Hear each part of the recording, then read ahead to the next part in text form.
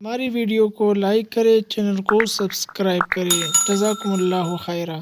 آپ کو بچپن ہی سے علم حاصل کرنے کا بے پناہ شوق تھا۔ آپ نے ابتدائی تعلیم اپنے قصبے جیلان میں حاصل کی، لیکن دین کی اعلیٰ تعلیم حاصل کرنے کے لیے بغداد جانا پڑتا تھا۔ اسی زمانے میں گاڑیاں اور موٹر سائیکل کار نہیں تھے، اس لیے لوگ قافلوں کی صورت میں پیدل سفر کرتے تھے۔ چنانچہ آپ کے والد نے آپ کی بغداد جانے والے ایک قافلے کے ہمراہ روانہ کر دیا۔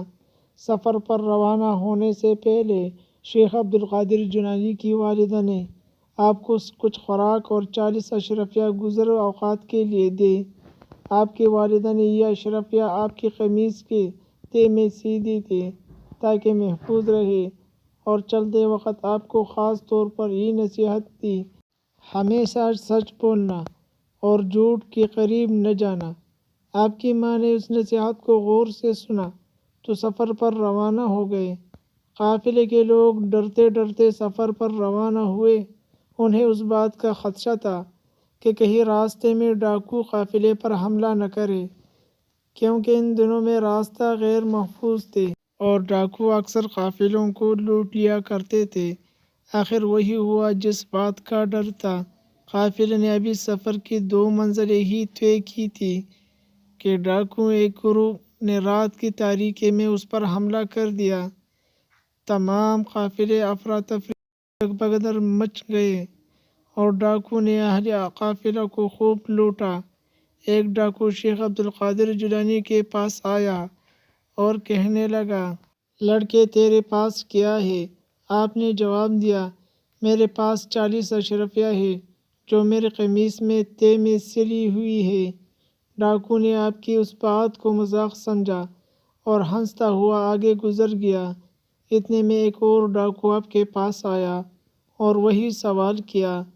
آپ نے پھر وہی جواب دیا اور ڈاکو یہ جواب سن کر حیران ہوا اور آپ کو پکڑ کر اپنے سردار کے پاس لے گیا۔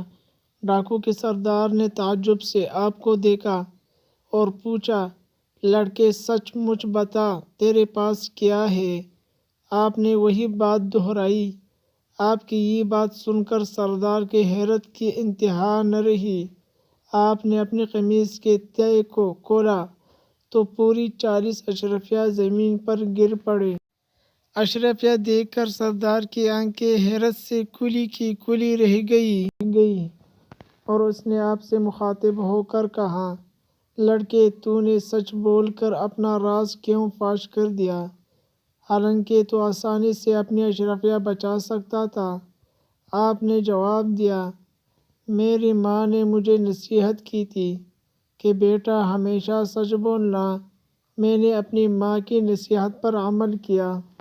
آپ کا یہ جواب سن کر سردار اس قدر متاثر ہوا کہ بے ساختہ اس کی آنکھوں میں آنسو آ گئے اور سوچنے لگا کہ ایک طرف یہ لڑکا ہے جسے اپنی ماں کی نصیحت کا اس قدر خیال ہے، اور دوسری طرف میں ہوں کہ اپنی مالکی حقیقی کے احکام سے غافل ہو کر بے گناہ لوگوں کو لوٹتا ہوں۔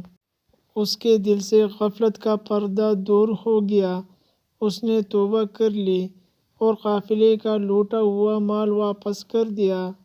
اسی طرح آپ کی سچائی کی بدولت ڈاکو کی اصلاح ہو گئی اور نیکی اور پرہیزگاری کی زندگی گزرنے لگے۔